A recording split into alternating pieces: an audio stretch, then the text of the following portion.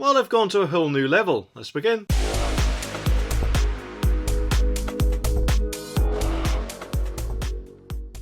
Now, of course, all we've been hearing about for the last few weeks is companies taking turns on striking or eco-protests and the like. Even recently we had eco-protesters appearing to smash the glass on petrol pumps with hammers, but now we've got a different sort of protest. It is still an eco-protest, but it's somewhere you probably weren't expecting. Have a look at this video from The Sun.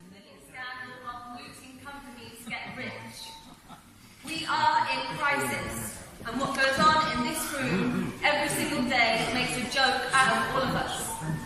We cannot afford to go on like this.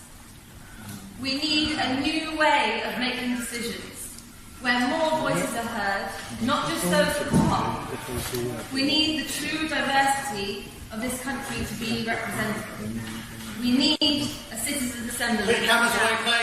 The article also says that Extinction Rebellion said that around 50 people were involved in the non-violent action at the Palace of Westminster. They said that 3 people booked on an official tour of the building glued themselves in a chain around the Speaker's chair before they read out a speech in support of Citizens' Assembly to act on climate matters. Well, I'm not being funny, but you'd surely think there'd at least be some sort of security around this. And even though, yes, okay, they may have some sort of security metal detectors and things like that, but surely a bag search wouldn't be out of the question, would it? I mean, the Houses of Parliament are quite an important building. I mean, it's jam-packed full with a lot of people who seem to think they're important, who do have a tendency to bend the truth every so often. I mean, take the Labour Party with Captain Hindsight, for example. But anyway, it is a good job, though, that MPs aren't actually back until the 6th of September, because otherwise that could have turned very differently, couldn't it? One protester climbed up scaffolding inside the parliamentary estate near Westminster Hall and held a banner that read, "Let the people decide! Citizens' Assembly now!" I wonder if they're talking about letting Boris come back. I somehow doubt it. But anyway, 2 of its members also used bike locks to chain themselves to the railings of New Palace Yard entrance gates.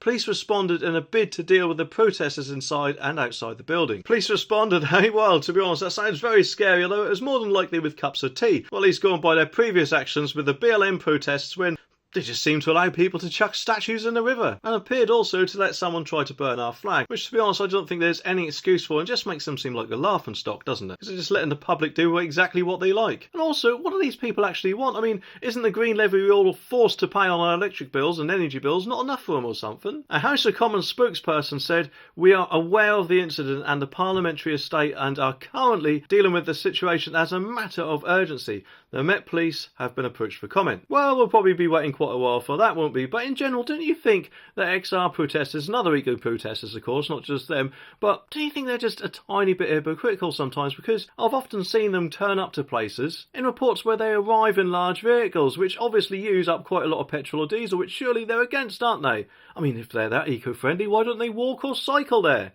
But no, of course not. That'll be too much work for them, wouldn't it? And to be honest, at the end of the day, I doubt they'll be happy with anything that's done until we're all living out of cardboard boxes or something like that. No doubt, of course, they'll go to court at some point, but if it's anything like the guy in this video, they'll have a joke of a sentence. Anyway, subscribe for more and I'll see you in the next one.